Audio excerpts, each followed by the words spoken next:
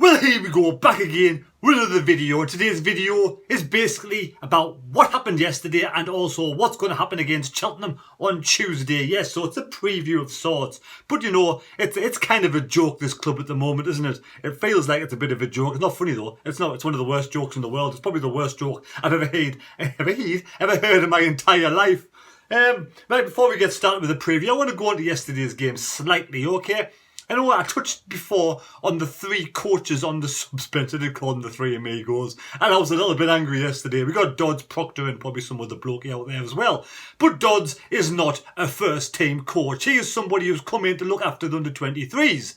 So I don't kind of feel sorry for him in the instance he picked the same team as Lee Johnson. It just feels like a Lee Johnson Mark II. That's all he feels like. For me, isn't the person should be picking the team, isn't the person that should be in charge of this club. We need to get someone in ASAP before Tuesday's game. That person being Roy Keane as soon as possible. Now, one of the decisions he had to make yesterday or Tuesday or Friday or Thursday or whatever day it was last week, Mr. Dodds it was, he had to make a decision of putting Carl Winchester at right back or Carl Winchester as one of the three centre-backs. Now, he also told Pua Arbajat Jamajli that he wasn't basically in the team or in the squad. He's perfectly fit, this centre-back. You know, this is a centre-back that we've chose to keep over Oliver Younger. Oliver Younger's deemed fit and ready to play for Doncaster as their centre-back, but Arbajat Jamajli is not good enough to even be on the substitutes bench on our team selection.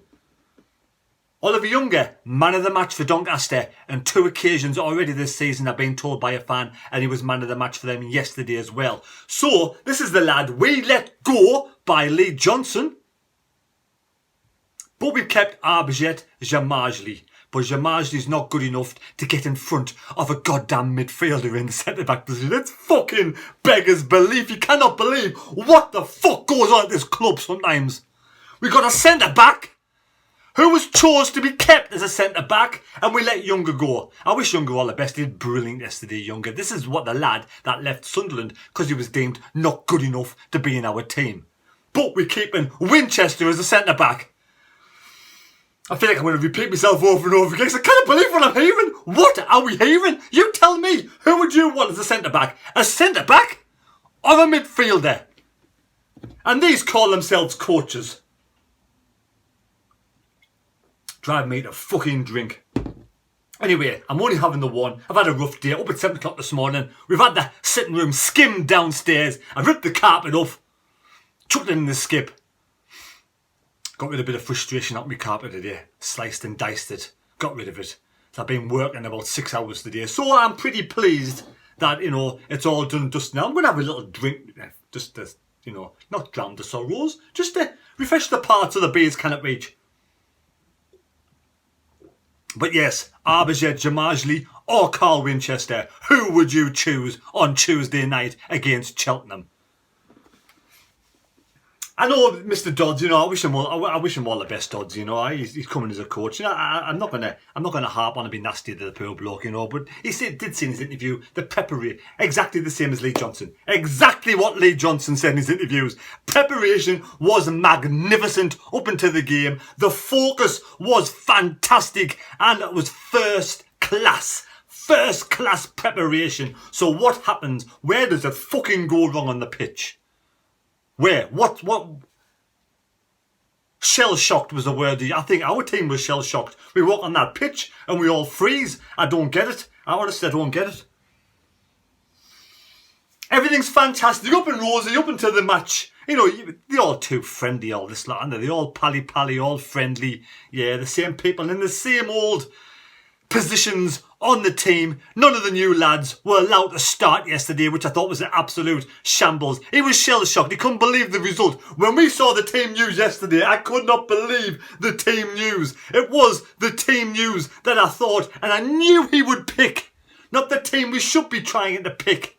Or we should be picking 3 coaches on the touchline. One of them, Michael Proctor, who's ex-Sunderland player. You know, he's not a coach though, is he? There's 3 of them on there. One person should be coached. Not 3 of them. Should be 1 of them there. And to be honest, we need to put somebody else in there because them, and they need to wake up and smell the roses. They've got to stop being, you know, brainwashed by Lee Johnson's way and do your own thing. Be your own man. Get a set of balls and do something about this for Tuesday night.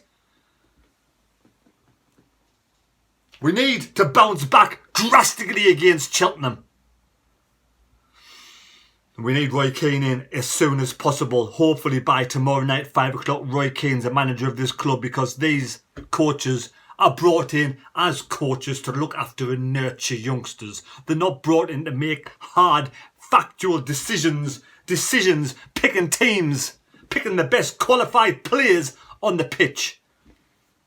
Anyway, the team I would go with, I've got one, I'm cut between two minds. You can go for it in a 4-4-2, or you can go for it in the wing-back system, the 5-2-3, 5-2, no, not 5-2-3, no, 5-3-2, that's 5-3-2, not 5-3-2, one's like some sort of game show, isn't it? Right, the team I would go for, it's just a bit of a laugh, a bit of a joke, because I don't know anything about football, to be fair. But there we go. I'm at the point now where I think if a player's not playing well, he deserves to be dropped. They don't deserve to be in the team if they're playing shite, as simple as. And other players deserve to have a go. Right? We shouldn't be following players off a cliff because they should be playing well. They go on how they playing, how are they performing. Simple as. Right, Patterson in goal for me now. He's done nothing wrong since he's, I don't understand what Hoffman brings to the side half the time. He does save one or two shots, but some of them yesterday, a couple of them yesterday should have been saved full stop. Patterson in goal. Now, Trey Hume, right, it's a funny one, Trey Hume. He's always on the bench, never gets any game time. Is he actually, did anybody actually go over and look at this lad in Ireland? Or did they watch YouTube videos to buy this young lad? Because it seems to me like they don't think he's good enough. They don't think he's ready or good enough to even start in the side in League One. We haven't got a right back in our team at all. Not one single right back who's fit. And yet we've got one on the bench ready to play, and he's not even giving a sniff. You play Winchester. I'm sure nobody actually went over and watched this lad in person. They couldn't have. It's a YouTube. It's a Munez. Is it a Nunez or Moon? I forget his name now. That bloke we got from abroad of YouTube videos. I don't know. I think it's the same. Hopefully they have gone over and did the homework, and I don't even know why he starts. So me, Trey Hume, whatever you want to say, for me as the right back. Now Jamarjley is a centre back. What players on a centre back? I don't know if he's on this side or that side, or Bart is on that side. And Bart yesterday, I'm disappointed with Bart. I thought this Bart was going to be captain material, who's going to be a class act, done the business, done everything, 3 promotions. What the fuck's happened to him last couple of games? Don't tell me Doyle's been dragging them down. So I dropped Doyle tomorrow because for me he's been absolutely useless over the last few games. And he's an 18-year-old kid. He's going to have times where he goes peaks and troughs, and I want to give the lad, no hard time at all. So for me, just put him on the bench. Give Doyle a bit of a break, a bit of a rest. He's an 18-year-old lad playing game after game after game, constantly all the time. And I know people say they should be able to should be able to put in performances in games, but when you're that young, you have to give him a bit of a break and a bit of a rest. Now, I'm not going to be harsh with Doyle. He's been playing badly. He knows himself he's been playing badly, so he's time to be rested. So we'll have Bart, this guy here who's supposed to be captain material, will have to be captain, won't he? He'll have to be captain of my team, or would you give it to Defoe? Probably Defoe. Right, so Jamarjley and Bart, that's the centre-backs, because we want centre-backs in there. Now, if we go 4-4-2, because we have to get some goals. So we have Matete comes in. Matete comes in because he looked good yesterday when he came on the pitch. And I've got time, and I've got plenty of time for Pritchard. Now, Dan Neil again, a 19-year-old lad, for me, needs a bit of a break. Either needs a bit of a rest, or he needs to be playing alongside Matete, not Evans. Again, I'm disappointed with Evans this season. He's shown glimpses. I do not know what the guy brings to the side at all. He's not a captain. He is not a captain. I said it before, he's not captain material. Now, I don't know. Bart, for me, is supposed to be captain material, but the last 2 games, being captain clueless. Anyway, Pritchard with Matete. I might be completely out of the ballpark, but I think he there, for me, that partnership is more solid than Neil and Evans at this moment in time, because we can't get any worse in midfield, because the midfield's been overrun and passing us by week in, week out. And I see I'm one of Dan Neil's biggest admirers, and I think he's going to be an absolute fantastic footballer, but he's lost his way under the Lee Johnson way, and I think he just needs a bit of a break, a little bit of a rest. When Keane comes in, let Keane assess him, let Keane tell him what he wants him to do, and then get him back in the side refreshed.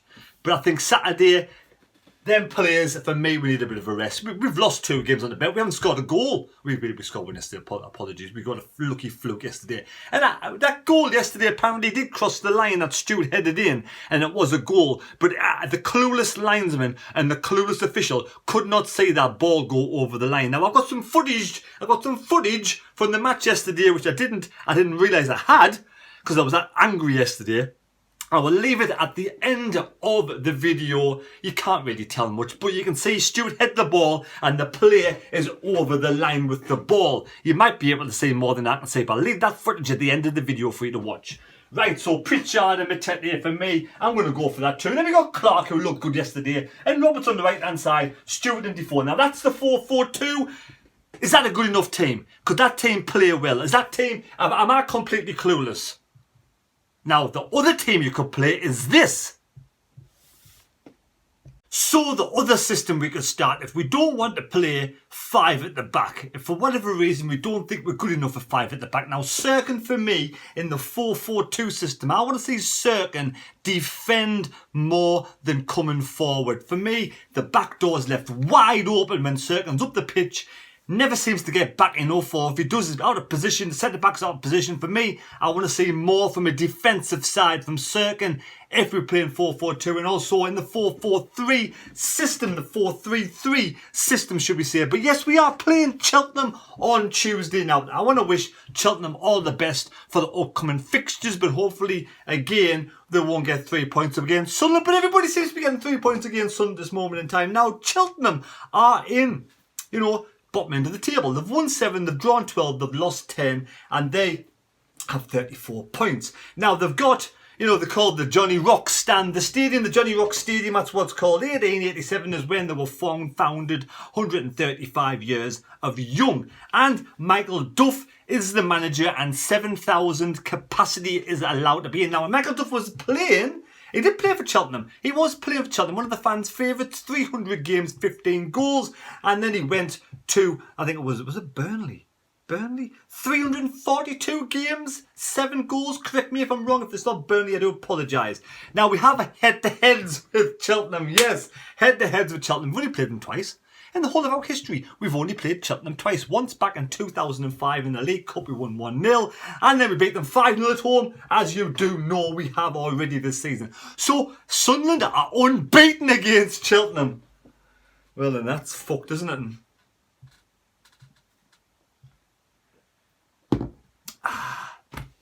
Oh, dear me. Now, he's been in charge of 186 games, this Michael Duff. 186 games. 176, drawn 55, lost 55. So the guy's doing a great job at Cheltenham, and I do wish him all the best in the future as his head coach or manager's role of what he wanted. But I mean, let's face it, the Cheltenham results of late are kind of a draw specialist. They drew against Wimbledon 2-2. They drew against Wigan 2-2. They got beat of Rotherham 1-0. They drew against another team 1-1. Yes, Charlton 1-1. I can't even read my own writing. Charlton 1-1. They drew against another team 1-1. Who was that team 1-1? How can I not read my own writing? How stupid. Burton! Yes, of course, Burton. Of course, I'm just joking. I can read my own writing. Of course, I can read my own writing. Everybody can read my own writing. Yes, so Burton 1-1 and Oxford away 1 apiece. So in the last 6 games, they've drawn 5 and lost 1.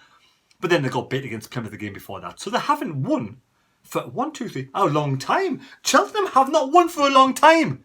So it's time Sunderland start getting 3 points. It's imperative that we get 3 points against Cheltenham on Tuesday. Definitely get 3 points against Cheltenham on Tuesday. Now, do you think I'm wrong? Do you think I'm wrong that I'm starting Jamaji? Do you think it's wrong that we're starting Jamaji, but it's right for Oliver Younger to start for Doncaster? Do you think maybe Jamaji's just not ready to start? I don't know. I'm missing something out. But when they said he is fit enough to play, but just not good enough to be on the substitutes bench, because they've got a defender in Trey Hume, a defender that never gets used as well. So 4-3-3, Patterson in goal, Bart, I missed there. That's a double T minor H. Bar Jamajli. Now, yes, I think Jamajli does like the left-hand side. I may be wrong.